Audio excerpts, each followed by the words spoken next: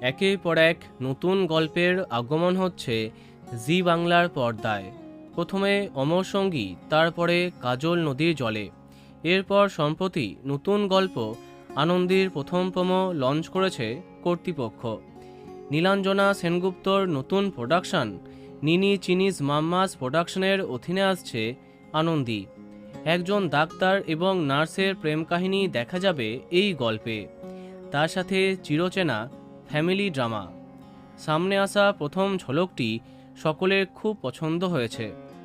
ঋত্বিক অন্বেষা জুটির কামব্যাকে সবাই খুব খুশি, কিন্তু কবে থেকে, ঠিক কোন সময়ে এই ধারাবাহিককে দেয়া হবে সেটা নিয়ে সবাই আগ্রহী। অনেকেই বলছে এটাকেও দুপুরবেলাতে দেয়া হবে না তো।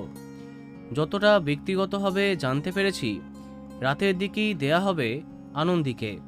এখন অবধি সেটাই শোনা যাচ্ছে।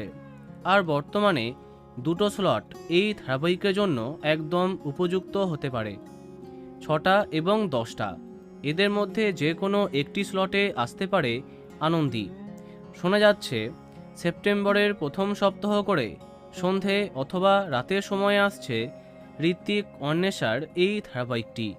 এখন দেখা যাক কি হয়। এর জন্য কোনো ধারাবাহিক শেষ হবার কথা এখনও শোনা যায়নি। তো বন্ধুরা, কে কে এক্সাইটেড কমেন্টে জানাতে পারো।